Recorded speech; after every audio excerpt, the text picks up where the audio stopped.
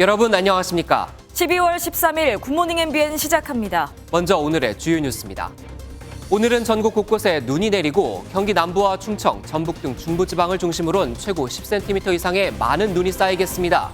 오후부터는 바람도 강하게 불겠고 내일 아침은 서울이 영하 10도까지 기온이 떨어지는 등 올 들어 가장 강력한 한파가 찾아올 전망입니다. 윤석열 대통령이 이상민 행정안전부 장관 해임 건의안에 대해 대응하지 않으면서 사실상 수용하지 않겠다는 뜻을 밝혔습니다. 야당은 해임안이 받아들여지지 않으면 탄핵으로 갈 수밖에 없다고 경고한 가운데 이 장관은 별다른 입장 표명을 하지 않았습니다. 김진표 국회의장이 정한 예산안 처리 시한이 모레로 다가왔지만 여야는 최대 쟁점이었던 법인세를 놓고 평행선을 달리고 있습니다. 민주당은 초부자 감세는 받을 수 없다며 자체 수정안 단독 처리를 공언하고 있고 정부 여당은 법인세 인하 혜택은 서민에게 돌아간다며 결코 양보할 수 없다는 입장입니다. 미래노동시장연구회가 연장 근로시간 관리 단위를 현행 주 단위에서 최대 연 단위로 확대하는 내용의 제도 개편안을 정부에 권고했습니다. 이 방안대로라면 일주일 동안 최대 노동시간이 현행 52시간에서 69시간으로 늘어날 수 있어 노동계는 강하게 반발했습니다. 미국 소비자들이 내년 물가 상승률이 둔화할 것이라며 1년 후 기대 인플레이션율을 5.2%로 내다봤습니다. 이는 10월 조사 때보다 0.7%포인트 하락한 것으로 지난해 8월 이후 가장 낮은 수치인데 뉴욕 증시는 일제히 상승 마감했습니다. 한국 축구를 12년 만에 월드컵 16강으로 이끈 파울루 벤투 감독이 오늘 밤 조국 포르투갈로 돌아갑니다. 16강의 주역인 주장 손흥민도 오늘 영국으로 출국해 소속팀에 합류합니다. 아침을 여는 굿모닝 MBN입니다. 오늘 전국에 눈이나 비가 내릴 것으로 보입니다. 특히 중부지방에 10cm 이상 한방눈이 쌓일 것으로 보이는데요. 오늘 밤부터 기온이 뚝 떨어져 내일 아침 서울이 영하 10도까지 내려가는 등 강력한 한파가 찾아올 전망입니다. 우선 오늘 출근길 상황부터 살펴보겠습니다. 김민수 기자, 눈이 꽤 많이 오는군요. 출근길 날씨 어떻습니까? 네, 저는 지금 광화문 광장에 나와 있습니다. 쌀쌀한 날씨 탓에 시민들은 외투를 두껍게 차려입고 발걸음을 재촉하고 있는데요. 1시간 전부터 내리기 시작한 눈으로 도로에는 눈이 쌓이고 있어 출근길 미끄럼 사고에 각별히 주의하셔야겠습니다. 오늘 중부지방과 서해상을 중심으로 최대 10cm의 적설량을 기록할 것으로 보입니다. 눈이 가장 많이 쏟아지는 시점은 중부지방은 오늘 저녁, 서해안은 내일 새벽입니다. 서울시와 경기도는 제설대책 비상근무 체계에 돌입하고 예상보다 눈이 많이 내리면 재난안전대책본부를 가동할 방침입니다. 기상청은 오늘 저녁부터 눈발이 잦아드는 대신 영하 10도 안팎의 강추위가 찾아올 것으로 전망했습니다. 북쪽에서부터 남하하는 기압골 후면의 차가운 공기로 인해서 13일 밤부터 기온이 많이 낮아져 일부 지역에서는 한파특보가 발효될 가능성도 있는 만큼 한편 중국에서 황사가 유입되면서 충청과 호남에서 미세먼지 농도가 매우 나쁜 수준을 보이는 등 전국적으로 대기질이 나쁘겠습니다. 지금까지 광화문 광장에서 MBN 뉴스 김민수입니다. 다음 소식입니다. 대통령실이 이상민 행정안전부 장관 해임 건의에 대해 진상규명이 먼저라며 직접 대응을 자제했습니다. 사실상 거부 의사로 풀이가 되는데 민주당은 탄핵 카드를 거론하며 해임안 수용을 압박하고 있습니다. 이와 맞물려 국정조사를 둘러싼 여야 간 대치도 이어지고 있습니다. 먼저 유호정 기자입니다. 국회를 통과한 이상민 행정안전부 장관 해임 건의안에 대해 대통령실은 진상규명이 먼저라는 기존 입장만을 재확인했습니다. 해임 문제는 진상이 명확히 가려진 후에 판단할 문제라는 기존 입장에 변함이 없습니다. 대통령실 고위 관계자는 MBN에 윤 대통령은 해임 건의안에 대해 특별한 말을 하지 않을 것이라며 건의니까 괜찮다고 밝혔습니다. 해임 건의안은 법적 구속력이 없는 만큼 윤 대통령이 무대응으로 거부 의사를 표명한 것으로 해석됩니다. 이재명 더불어민주당 대표는 국민의 뜻이라며 해임안 수용을 압박했습니다. 책임 회피에 급급한 정부의 첫 책임을 묻는 단추를 깬 것입니다. 윤석열 대통령께서는 국민의 뜻, 국회의 뜻을 존중하시기를 민주당은 대통령이 해임안을 받아들이지 않으면 탄핵으로 갈 수밖에 없다고 예고했습니다. 다만 탄핵 소추 기각 시 정치적 부담이 적지 않은 만큼 국정조사를 통해 명분을 쌓겠다는 계획입니다. 국민의힘은 이재명 방탄용 해임안으로 국정조사가 무의미해졌다고 맞섰습니다. 왜 뜬금없는 갑툭튀 장관 해임 건의안을 명분 없이 필요 없이 내세우는지 아십니까? 기승전 이재명 지키기예요. 민주당은 60여 명의 기관 증인을 취합하는 등 국정조사 준비에 착수한 가운데 국민의힘은 예산안 통과 상황을 봐가며 참여 여부를 결정하겠다는 입장입니다. MBN 뉴스 유호정입니다. 당사자인 이상민 행정안전부 장관은 기자들의 쏟아지는 질문에 말을 아꼈습니다. 이태원 참사 시민대책회의와 유가족협의회의 파면 요구가 거센데 유족들은 오늘 직접 기자회견을 하기로 했습니다. 이 내용은 이혁준 기자가 전하겠습니다. 이상민 장관은 입을 꾹 다물었고 장관 수행원들은 온종일 따라붙는 기자들을 제지하기 바빴습니다. 잠시만요. 밀지 마세요. 국회에서 거치 표명 관련해서 국회에서 통과됐는데 당사자로서 한 말씀 정도. 묵묵부답인 가운데 지난 10일 발족한 이태원 참사 유가족 협의회는 이 장관 파면을 요구하고 있고 다시 기자회견을 열 계획입니다. 이상민을 파면하라! 12구 이태원 참사 시민대책회의도 성명을 내고 이 장관의 파면을 요구하고 있습니다. 이 장관에게 재난관리 시스템 개편을 맡길 수 없고 책임을 지고 물러나라는 겁니다. 시민대책회의는 참여연대와 민주언론시민연합을 포함해 174개 시민사회단체가 만든 모임입니다. 윤석열 대통령은 유가족과 피해자, 국민의 뜻에 따라 이상민 행안부 장관을 즉각 파면해야 할 거라고 보고요. 이런 가운데 이 장관이 자신에 대한 국회 해임 건의 후속 대응 방안을 논의하는 고위 당정협의회에 참석한 사실이 알려졌습니다.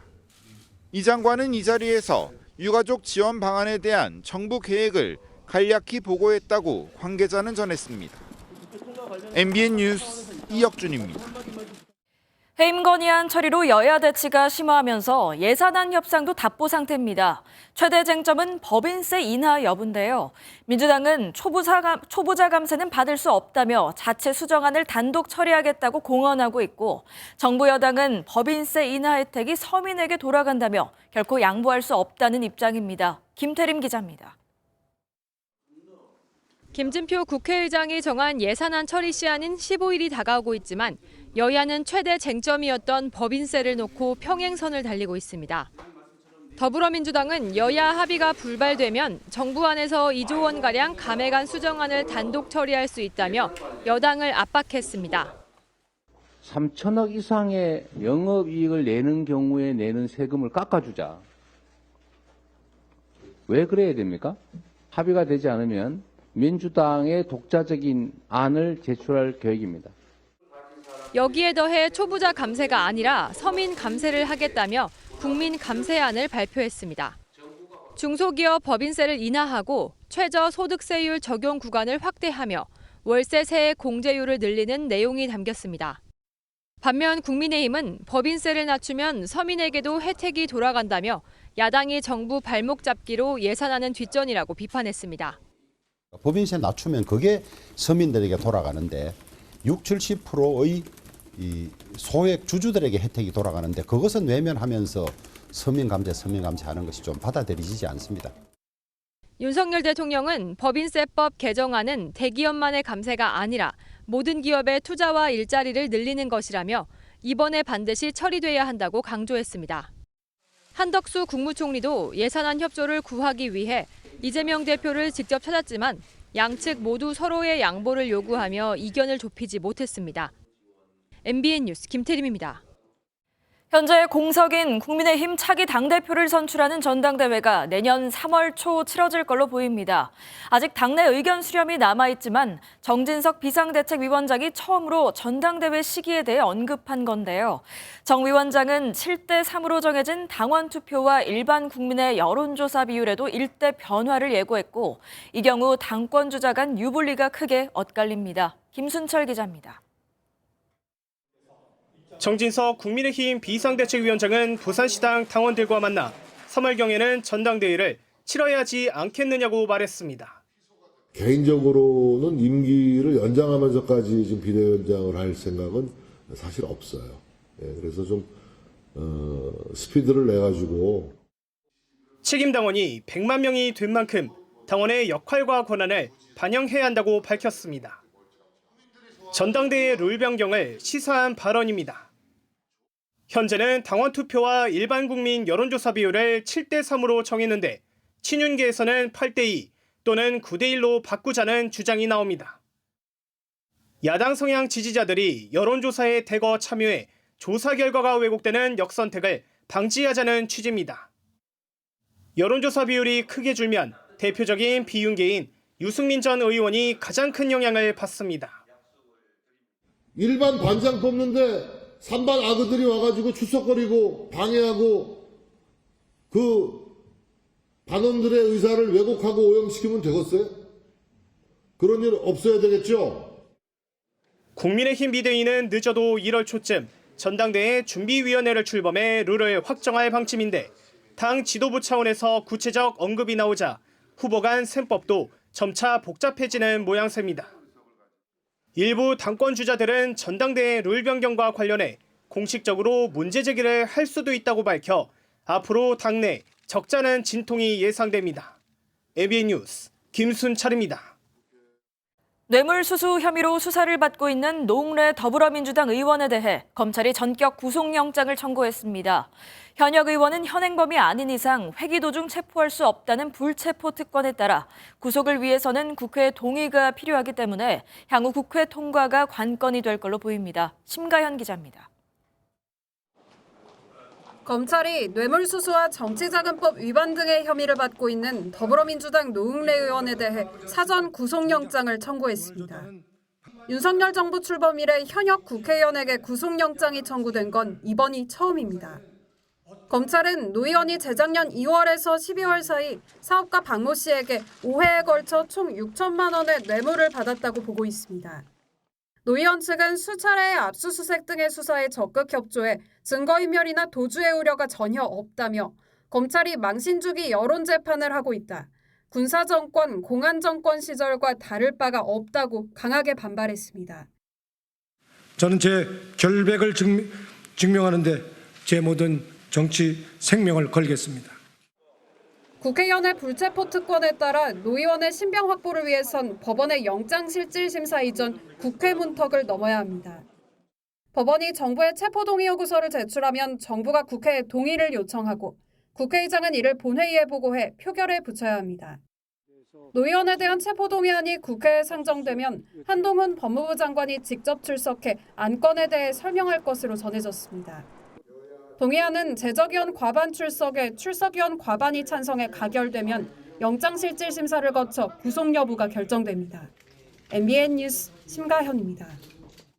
서해 공무원 피격 사건을 수사 중인 검찰이 내일 오전 박지원 전 국가정보원장을 소환해 조사할 예정입니다. 박 전 원장은 서훈 전 국가안보실장의 지시를 받고 고 이대준 씨 피살 관련 첩보 보고서 등을 무단 삭제했다는 의혹을 받고 있습니다.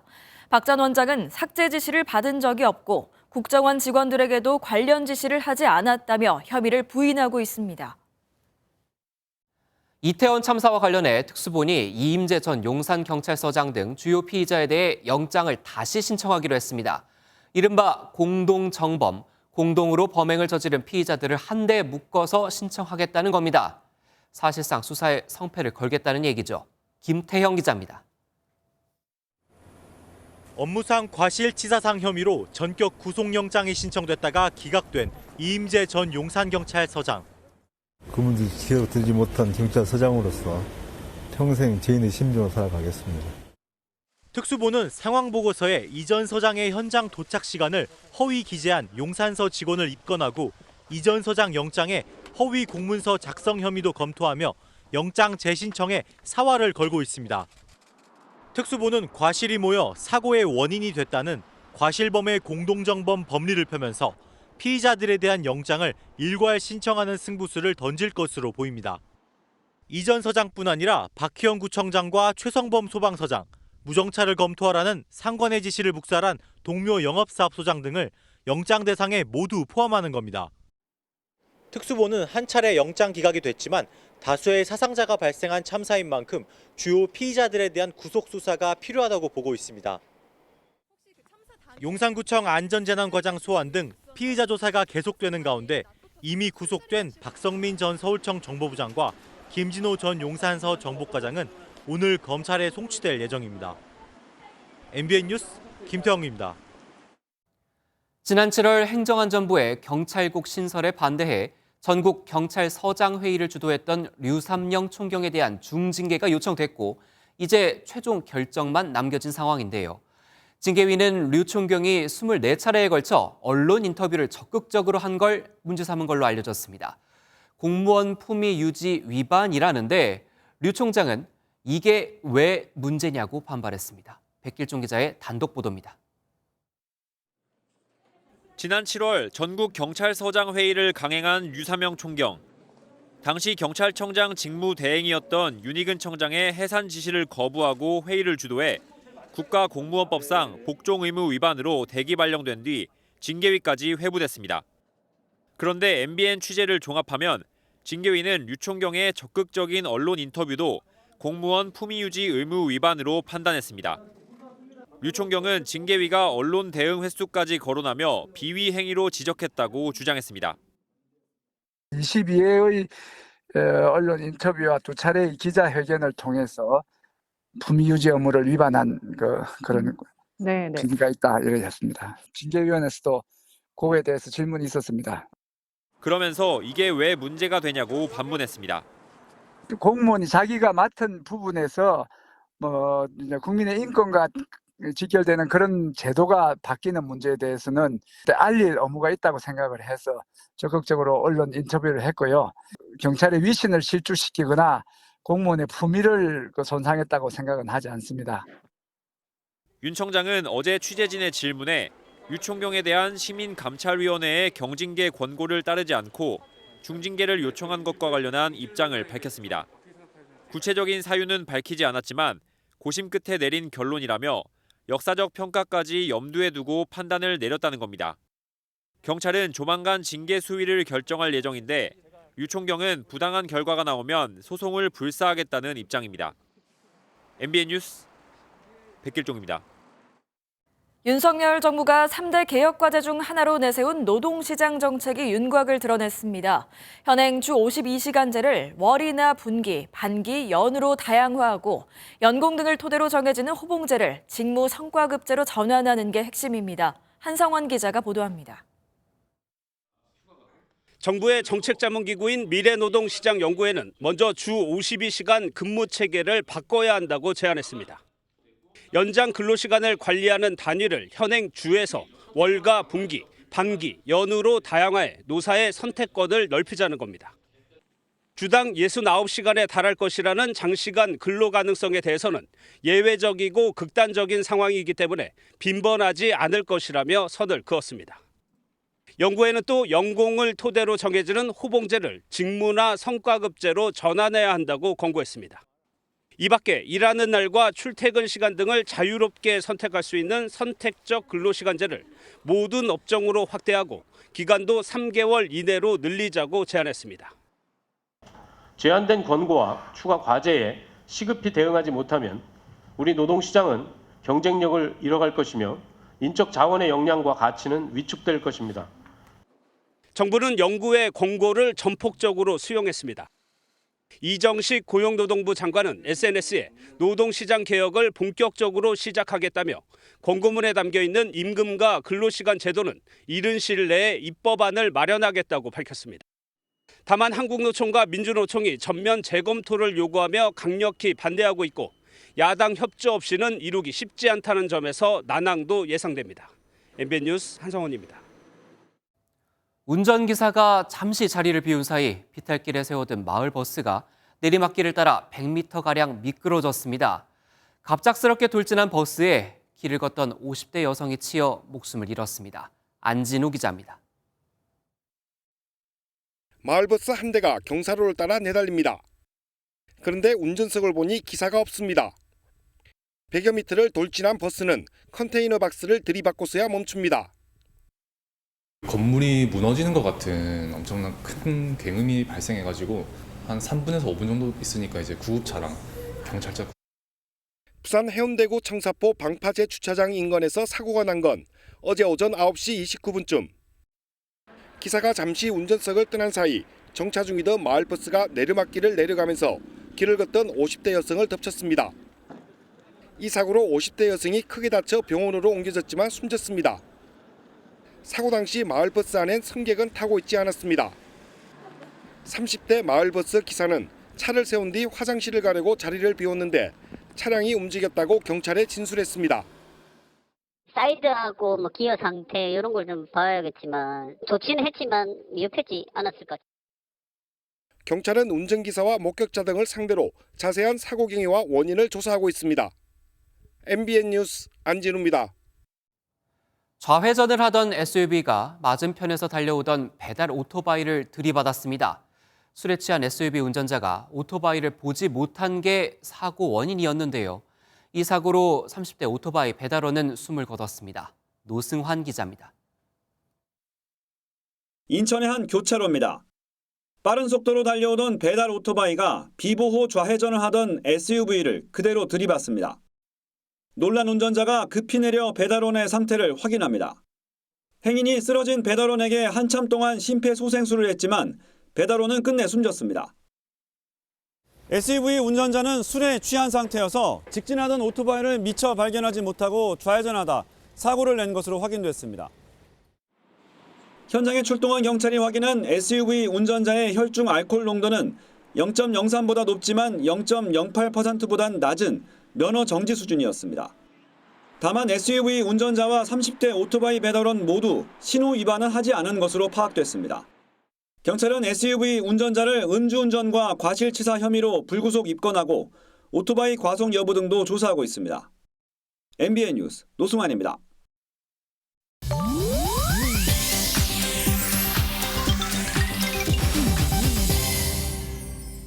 인터넷에선 어떤 소식들이 화제일까요? 인터넷 와글와글입니다. 그룹 방탄소년단의 맏형 진이 오늘 입대합니다.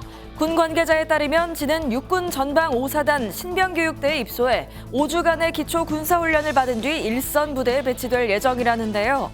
앞서 팬 커뮤니티에 머리를 짧게 깎고 예비 국군 장병이 된 자신의 모습을 공유하기도 했습니다.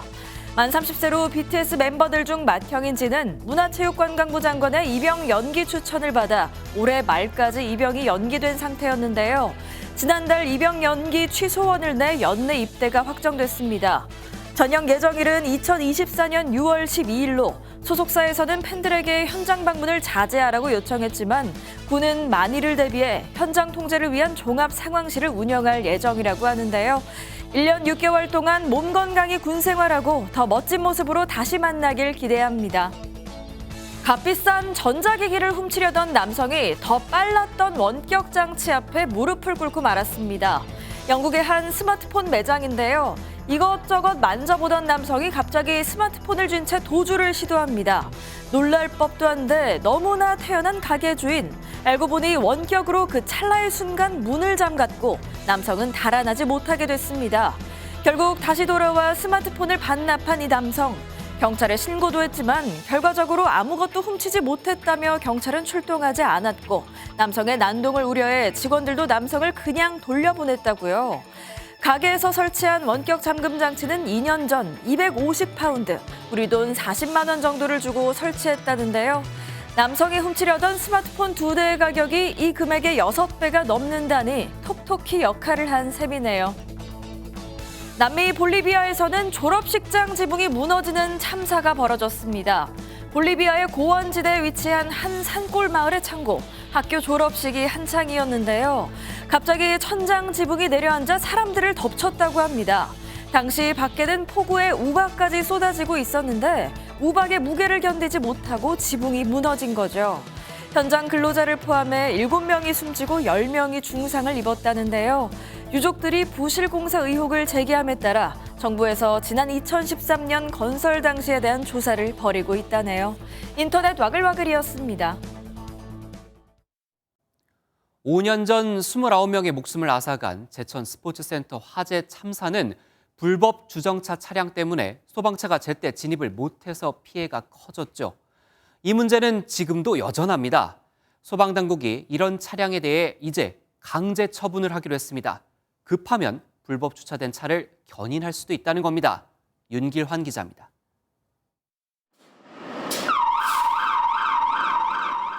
불이 난 주택가로 소방차가 들어옵니다. 골목길로 들어가려는데 불법 주차된 차가 길목을 막고 있습니다. 견인 차량을 불러 주차된 차를 옮기고 골목길로 들어선 소방차. 이번엔 길 한복판을 불법 정차된 차가 가로막았습니다. 하나 건물에서 연기가 계속 다량 발생하고 있어서 긴급 처분 진행합니다. 1분 1초가 시급한 상황. 소방차가 그대로 밀고 나갑니다. 불이 난 현장에 도착했지만 이번엔 불법 주차된 차가 소화전을 막고 있습니다. 소방대원들이 곧바로 차의 창문을 깨고 소화전에 호스를 연결합니다. 주택가 화재 사고에 대비해 불법 주정차된 차들을 강제 처분하는 소방 훈련입니다.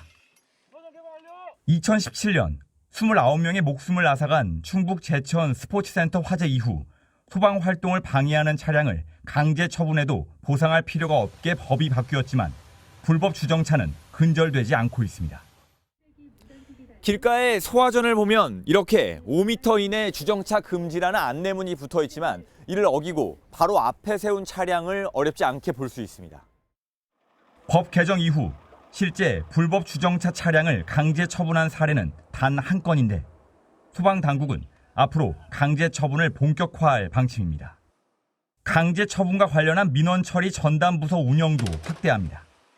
상황 초기부터 현장 대원을 배제한 민원 처리 전담 직원이 총력 대응하여 소방당국은 강제 처분 사례가 늘어나지 않게 하려면 시민 스스로 불법 주정차를 하지 않는 등 안전에 대한 경각심을 높여야 한다고 당부했습니다. MBN 뉴스 윤기란입니다. 연말을 맞아 올해 가장 많이 바뀐 게 뭘까라는 물음에 메뉴판 가격표라는 말도 나옵니다. 외식 품목 가운데 자장면이 가장 많이 올랐고 가공식품은 70여 개 중 딱 하나만 가격이 내렸다고 하는데요. 바로 짠 젓갈류라고 합니다. 김도형 기자가 전해드립니다. 직장인들이 즐겨 찾는 서울 중구의 한 중식당입니다. 지난해 그릇당 5,000원이었던 짜장면 가격은 올해 1,000원 올랐습니다. 하지만 양파를 비롯한 재료값에 인건비도 크게 올라 내년에 가격을 더 올려야 할 지경입니다. 조금 적자를 보더라도 1년 전에 올렸기 때문에 또 올리면 고객들한테도 너무 부담이 가고 하니까 지금 그대로 유지를 하고 있어요. 짜장면 한 그릇당 가격은 지난해 말보다 11% 넘게 오른 6,500원대로 가장 큰 폭으로 오른 외식 메뉴로 꼽혔습니다. 김밥과 칼국수, 떡볶이와 라면까지 주로 서민들이 찾는 메뉴는 10%가 넘는 가격 상승률을 기록했습니다. 가공식품 물가도 계속 오름세입니다. 소비자원 가격정보 포털에 올라오는 73개 가공식품 품목 가운데 30종이 두 자릿수 상승률을 기록했습니다. 식용유가 42.3%로 증가율이 가장 높았는데 가격이 떨어진 품목은 젓갈이 유일했습니다. 한 끼에 막 15,000원, 16,000원 이러니까 도시락을 싸가거나 아니면 편의점을 자주 이용하는 것 같습니다. 연이은 물가 상승과 금리 인상 등의 악재가 지속되면서 자영업자와 시민 모두 고통이 이어지고 있습니다. MBN 뉴스 김도영입니다.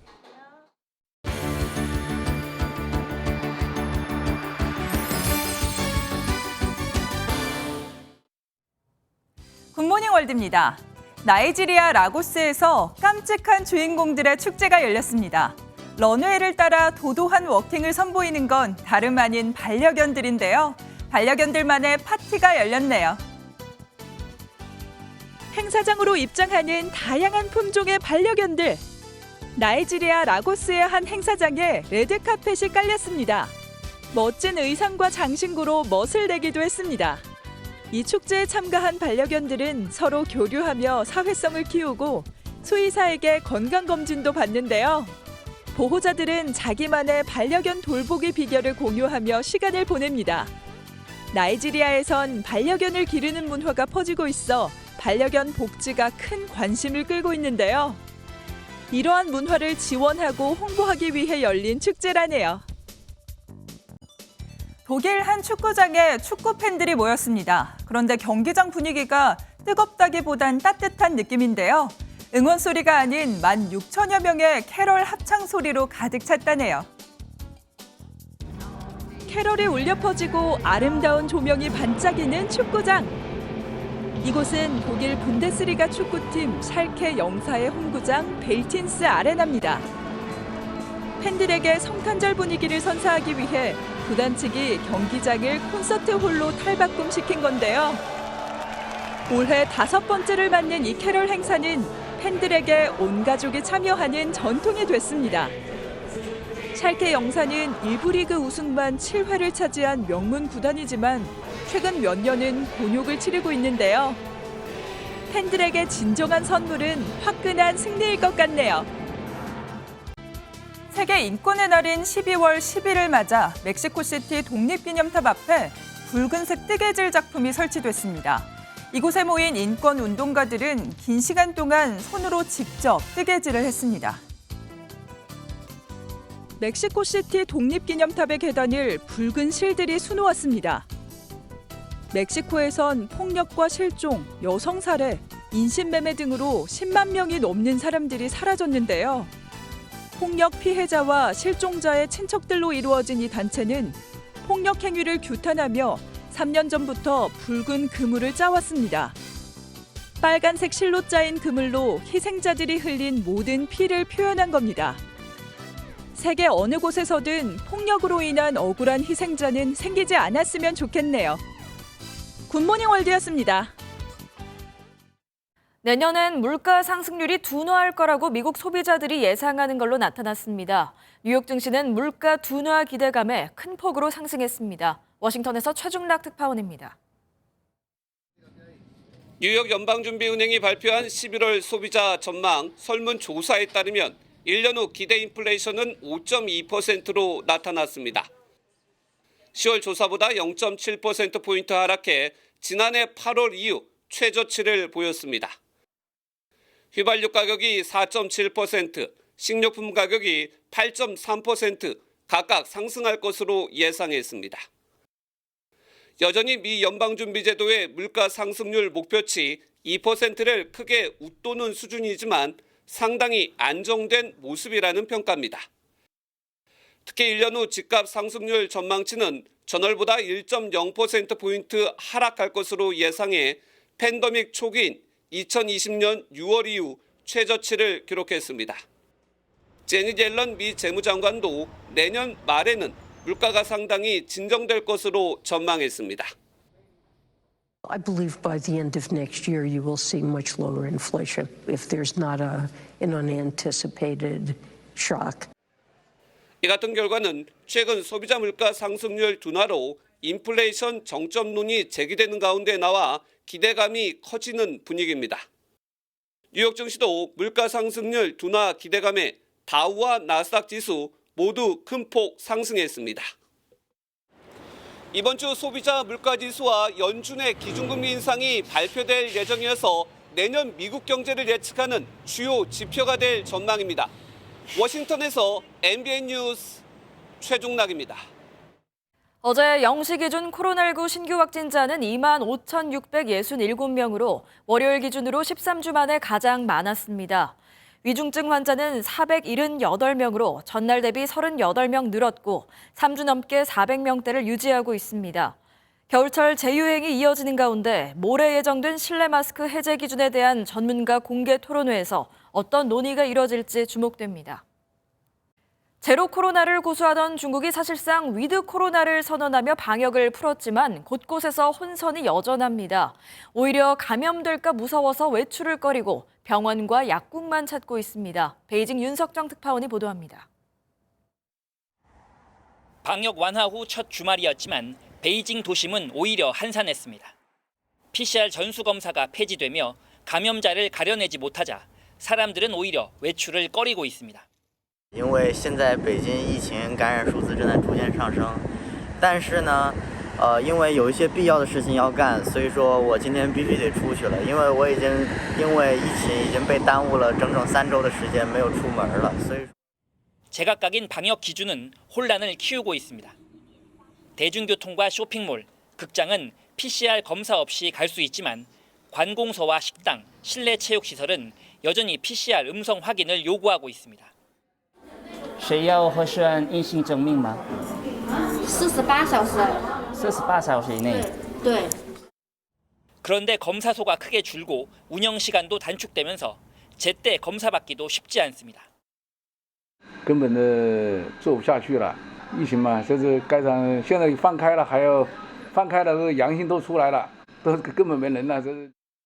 오히려 불안해진 사람들은 약간의 증상만 나타나도 병원과 약국으로 달려가고 있습니다.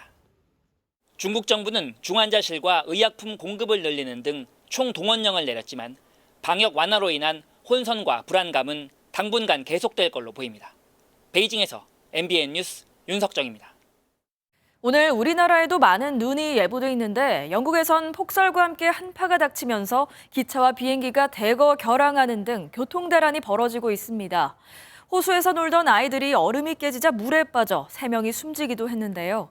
강추위로 유럽 각국의 전력 수요가 늘어나면 영국의 전기 공급에 차질이 생길 전망입니다. 박은채 기자입니다. 나무들이 새하얗게 변하고 공중전화 부스, 신호등도 하얗게 덮였습니다. 영국 런던 시내 곳곳에 한방눈이 수북히 쌓였습니다. 현지 시간으로 11일 저녁부터 영국 전역에 내리기 시작한 눈은 강추위를 동반해 찾아왔습니다. My heating bills are I have a smart meter, so I watch it go every day. It's not pretty. 폭설로 잉글랜드 남동부 노선 기차 운행은 전면 취소되고 항공편 300여 편이 결항했습니다. 영국 중부에선 호수에 얼음이 깨져 놀던 아이들이 물에 빠져 3명이 숨지는 사고가 발생하기도 했습니다. Frozen lakes, ponds, canals and reservoirs can look picturesque, but they can be lethal. And there are no greater warnings of this than yesterday's tragic events. 영국은 프랑스 등지에서 해저 전력선을 통해 전기를 받고 있지만 유럽의 추위가 계속되면 전력 수요가 늘어나 전기 공급에 차질이 생길 수 있습니다. 국제에너지기구는 내년에 러시아가 가스 공급을 더 줄이고 코로나19로 주춤했던 중국의 LNG 수요가 다시 늘어나면 상황이 악화될 것이라고 내다봤습니다. MBN 뉴스 박은채입니다. 방위사업청이 한국산 초음속 전투기 KF-21에 탑재할 공중발사 유도탄 개발에 나섰습니다. 국내 기술로 처음 만든 전투기와 유도탄을 한 세트로 묶으면 수출 경쟁력이 한층 높아질 걸로 기대됩니다. 권용범 기자가 보도합니다. 지난달 CJ2호기 첫 비행에 성공한 한국산 초음속 전투기 KF-21 보라매. 방위사업청이 KF-21의 핵심 무기인 장거리 공대지 미사일 개발에 착수했습니다. 국내 기술로 만든 첫 공중발사 유도탄으로 수백 킬로미터 떨어진 표적을 정밀 타격할 수 있습니다. 우리 공군 F-15K에 탑재한 사거리 500km 타우러스 미사일과 닮아 일명 한국형 타우러스로 불립니다. 1,900억 원을 투입해 오는 2028년까지 개발을 마칠 계획인데 KF-21 수출 경쟁력 상승에 큰 기여를 할 것으로 기대됩니다. 체계 개발을 통해서 시제품을 만들어서 개발 완료를 검증할 수 있는 그런 시작 단계에 와 있다고 볼 수 있습니다. 다만 개발에 10년 정도 걸리는 외국 사례를 비춰보면 오는 2030년 초에 개발이 가능할 것이란 전망도 나옵니다. 무장이 없어버리면 우산 전투기를 개발해도 수출 경쟁력이 낮을 수밖에 없기 때문에 사업이 좀 혼선을 빚고 지연되다 보니까 삼축체계 핵심 전력인 장거리 공대지 유도탄 개발을 정해진 기간 안에 이뤄낼 수 있을지가 첨단 항공전력 건설과 방산 수출의 핵심 관건이 될 전망입니다. MBN 뉴스 권용보입니다. 다음은 전시 소식입니다. 캔버스에 얇은 막을 덧대 환영과 깊이를 만들어내고 버려진 병뚜껑으로 아프리카의 역사를 담아낸 작품들이 관객들을 찾아왔습니다. 오브제에 담아낸 거장들의 예술 철학을 정설민 기자가 소개합니다. 수풀이 우거진 물가. 안개가 자욱하게 내려앉았습니다. 흐릿한 질감과 경계는 실제인 듯 환상인 듯 몽환적인 느낌마저 줍니다. 캔버스에 1cm 간격을 두고 얇은 막을 덧대 2개의 이미지를 겹쳤더니 또 다른 차원의 풍경이 펼쳐졌습니다.